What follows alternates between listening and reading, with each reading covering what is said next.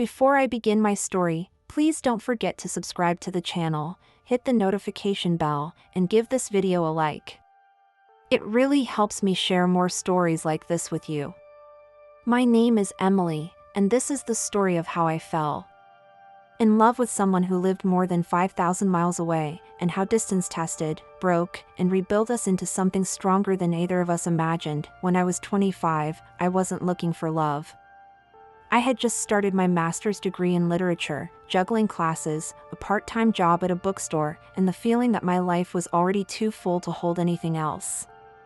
But then one evening, while helping moderate an online forum for book lovers, I noticed a username that popped up often in discussions, Northstar. He had thoughtful comments about every book we read, from ancient epics to contemporary novels. One night, after he posted a long, poetic analysis of a poem, I couldn't resist responding. That was how I met Alex.at first. It was just comments on posts. Then private messages. Then emails. And before I knew it, we were writing each other long letters disguised as emails every night. He lived in Scotland, across an ocean from me, in a small coastal town. He worked as a graphic designer, loved hiking in the Highlands, and had a dog named Rowan who occasionally appeared in our video calls, tail wagging, demanding attention. The first time we talked on video, I was nervous. What if the magic we felt in words didn't translate to faces and voices? But the moment his smile appeared on the screen, shy and warm, I felt the same spark I'd been carrying in my chest for months.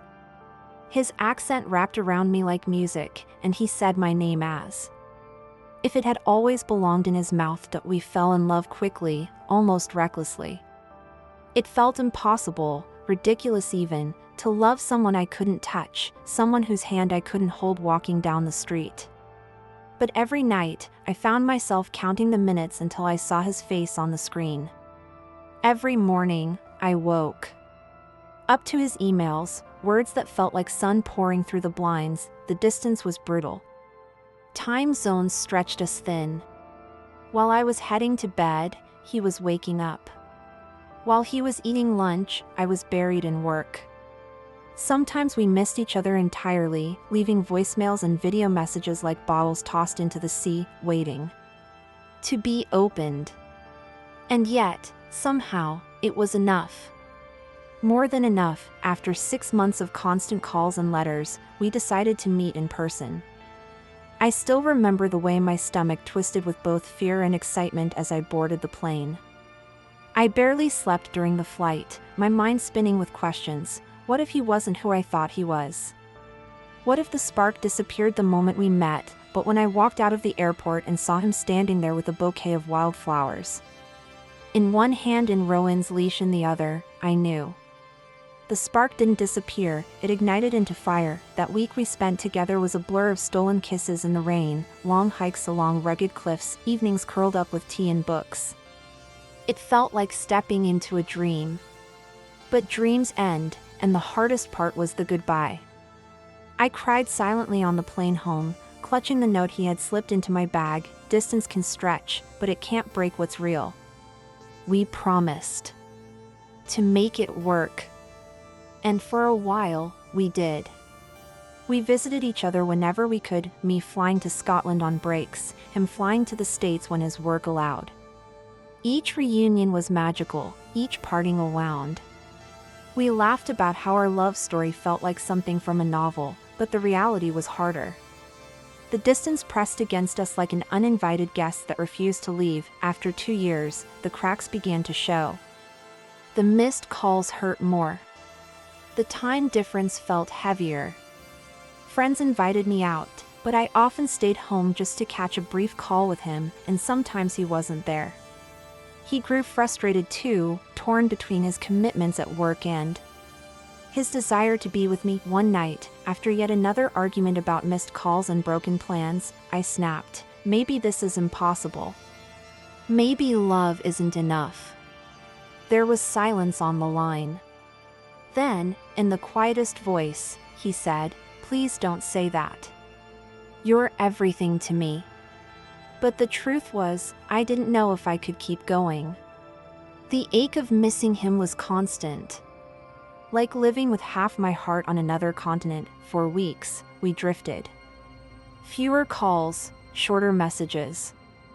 I buried myself in work, telling myself it was easier this way, that perhaps we had been foolish to think we could defy distance. I even went on a date with someone else, a kind man, a teacher, but the entire time, I found myself comparing him to Alex.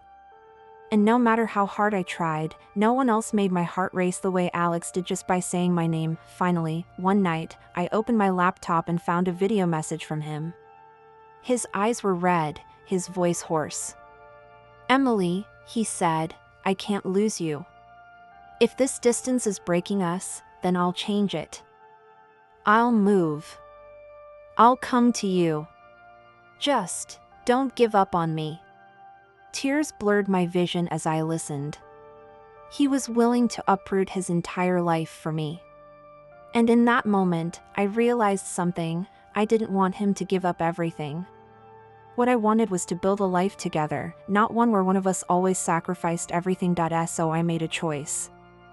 I applied for a research fellowship in the UK, something I had once thought impossible. And against all odds, I got it, the day I moved to Scotland, carrying 2 suitcases and a heart pounding with fear and hope. Alex was waiting at the airport with Rowan by his side. When he wrapped me in his arms, it felt like coming home after years of wandering. Living together wasn't always easy. We fought about small things, how to organize the kitchen, whether the dog could sleep on the bed. But unlike the distance, these were arguments rooted in presence, in the messy, beautiful reality of building a life side by side. And every night, as we fell asleep in the same bed, I thought, this is worth everything. Now, 5 years later, we're still here, still walking the cliffs with Rowan, still filling our shelves with books, still laughing at the fact that once upon a time, our love lived only in letters and screens.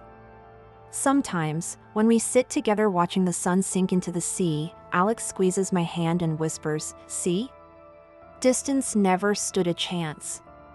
And I know he's right. Because love, when it's real, doesn't break across miles. It learns to stretch until the day it can finally rest in the same place. If this story touched your heart, please subscribe to the channel, activate the notification bell, and give this video a like. Your support helps me share more stories like this one. Thank you for listening.